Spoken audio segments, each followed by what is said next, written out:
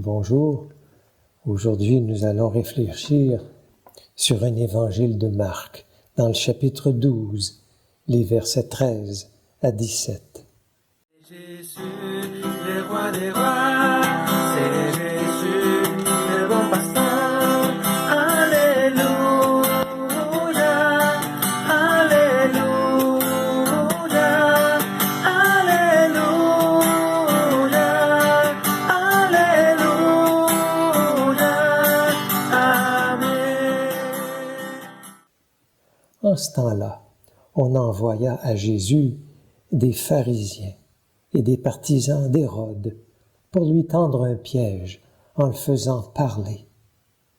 Et ceux-ci vinrent lui dire, « Maître, nous le savons, tu es toujours vrai. Tu ne te laisses influencer par personne, car ce n'est pas selon l'apparence que tu considères les gens, mais tu enseignes le chemin de Dieu selon la vérité. Est-il permis, oui ou non, de payer l'impôt à César, l'empereur? Devons-nous payer, oui ou non? » Mais lui, sachant leur hypocrisie, leur dit, « Pourquoi voulez-vous me mettre à l'épreuve? Faites-moi voir une pièce d'argent. » Ils en apportent une, et Jésus leur dit, « Cette effigie et cette inscription, de qui sont-elles? » « De César, répondent-ils. Et Jésus leur dit, « Ce qui est à César, rendez-le à César, et à Dieu ce qui est à Dieu. » Et ils étaient remplis d'étonnement à son sujet.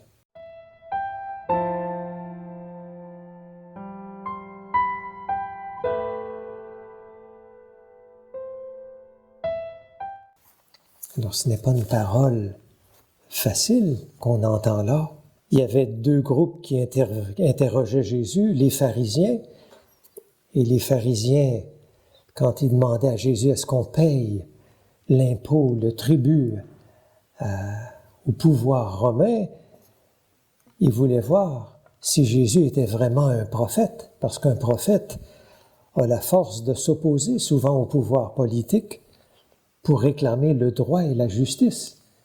Et les pharisiens considéraient les Romains comme des imposteurs. Et ils voulaient voir si Jésus disait payer l'impôt, ils auraient dit « t'es pas un véritable prophète ». D'autre part, les Hérodiens, eux voulaient voir si Jésus allait dire « on ne paye pas l'impôt parce que Rome est imposteur ».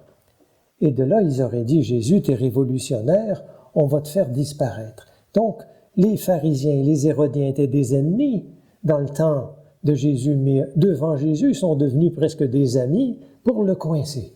Un ou l'autre voulait sortir vainqueur de l'échange et se débarrasser de Jésus. Et Jésus a eu cette réponse étonnante.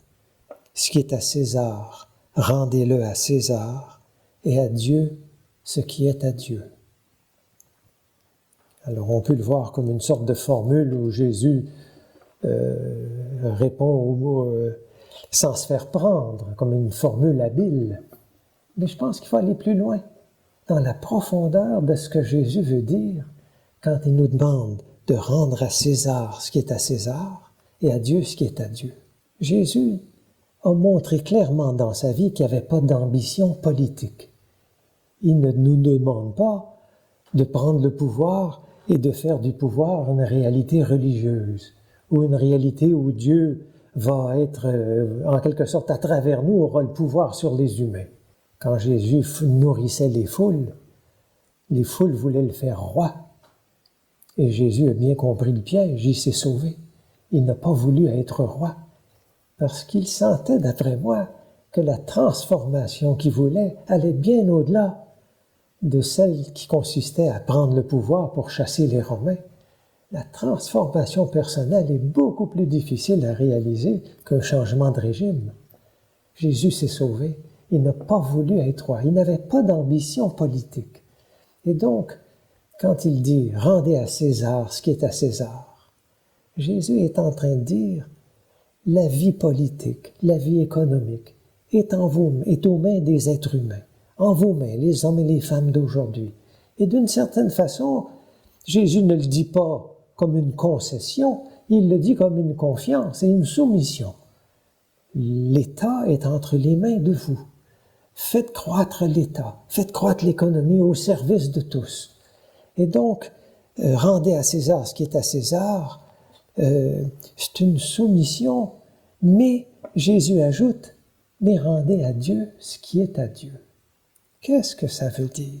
Jésus, quand on dit qu'il n'avait pas d'ambition politique, n'était pas aveugle à la situation politique et ne voulait pas du tout que ses disciples deviennent un club privé qui loue Dieu, qui prie et qui laisse la vie sociale d'une façon désengagée.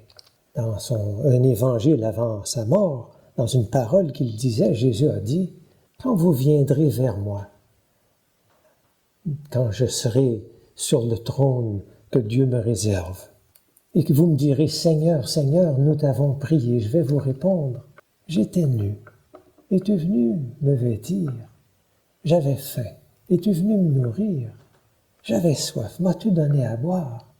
C'est alors que je dirai, vous qui avez pris soin de celui qui est en prison, qui était nu, qui était assoiffé, venez à moi, les bénis de mon Père. » Alors c'est comme si Jésus, dans cette parole-là, est en train de dire, sa priorité, c'est le souci des plus pauvres, le souci de notre société, qu'elle soit juste. Et donc un vrai souci politique. Et donc, on ne peut pas dire de Jésus qu'il est indifférent. Au contraire, il nous demande d'être très présent. Et il met une certaine priorité à la relation avec la personne en prison, la relation avec la personne seule, la relation avec celle qui a faim. Prends soin d'elle. Donc, il nous appelle à une présence politique et économique et un engagement, et non seulement dans une relation, même si c'est prioritaire, mais aussi pour changer les structures qu'il faut. Donc, Jésus ne veut pas de nous comme des gens désengagés et pris dans une sorte de vénération de Dieu désincarné. Mais qu'est-ce qu'il veut dire donc quand il nous dit « Rendez à Dieu ce qui est à Dieu ». Ce qui est à Dieu, c'est tous les êtres humains. Ce qui est à Dieu, c'est l'univers entier, c'est la nature. Et rendre à Dieu ce qui est à Dieu, je crois, pour Jésus, c'est rendre à Dieu tous les êtres humains. Et donc, il nous appelle, chacun de nous, à un service de toute l'humanité, de l'unité dans l'humanité. Et donc, c'est une condition très politique à laquelle il nous appelle, mais sans chercher à prendre le pouvoir et en faire en quelque sorte la priorité. Il nous demande plutôt d'être au service de l'unité de tous les chrétiens.